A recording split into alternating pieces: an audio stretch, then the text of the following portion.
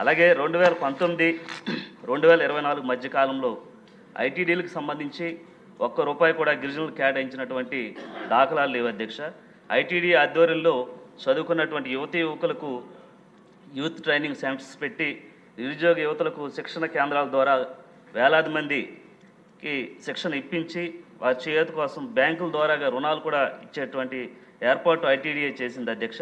కానీ వైసీపీ అధికారం వచ్చిన తర్వాత ఈ ఐటీడీలను సరైన అధికారులు కూడా కేటాయించుకోకుండా ఐటీడీలు నిర్వీర్యం చేసి ఈరోజు మన ప్రభుత్వం వెంటనే దాని మీద యాక్షన్ తీసుకొని యూత్ ట్రైనింగ్ సెంటర్స్ని ఏర్పాటు చేసి వారికి ఉద్యోగ అవకాశాలు అలాగే ఉపాధి అవకాశాలు కూడా మన ఎన్డీఏ కూటమి తరఫున ప్రత్యేకమైన నిధులు కేటాయించాలని నేను వేడుకుంటున్నాను అధ్యక్ష.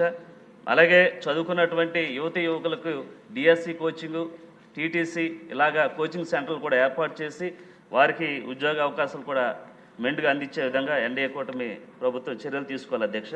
అలాగే గిరిజన ప్రాంతాలు ఉండేటువంటి గిరిజనుల హక్కులను కాపాడుకోవడానికి అనేక ఇబ్బందులు పడుతుంటే మైదాన ప్రాంతాలు ఉండేటువంటి గిరిజనులు ఎలాంటి చట్టాలు వర్తించవు అధ్యక్ష.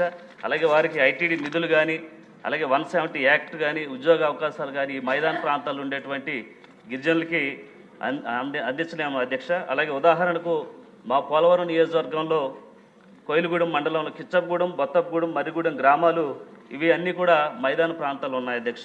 వీరికి ప్రభుత్వం నుంచి గిరిజనులకి ఎటువంటి సహాయ సహకారాలు మనం అందించలేకపోతున్నాం అధ్యక్ష. అలాగే దయవుంచి ఈ మైదాన ప్రాంతంలో ఉండేటువంటి గిరిజనుల హక్కుల్ని మనం కాపాడాలంటే అక్కడ పరిధిలో ఉన్నటువంటి ఐటీడీలకి ఈ గ్రామాలని కలిపేటువంటి చర్యలు తీసుకోవాలి అధ్యక్ష.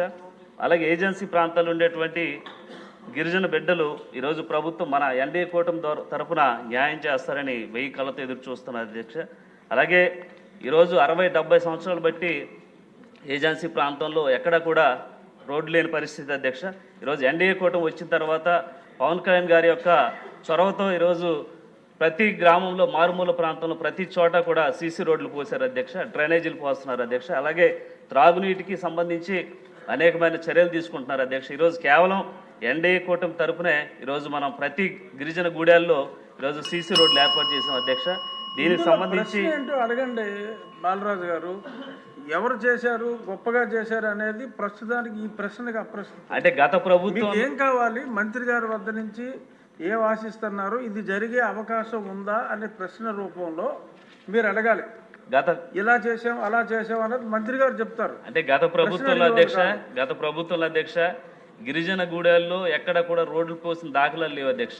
ఎప్పుడు కూడా 60-70 సంవత్సరాలు బట్టి ఈరోజు ప్రత్యేకించి పవన్ కళ్యాణ్ గారి యొక్క పంచాయతీ నిధుల నుంచి సుమారు మా కాన్స్టిట్యున్సీకి సంబంధించి 30 కోట్ల రూపాయలు ఈ రోడ్లకి నిధులు మంజూరు చేశారు అధ్యక్ష.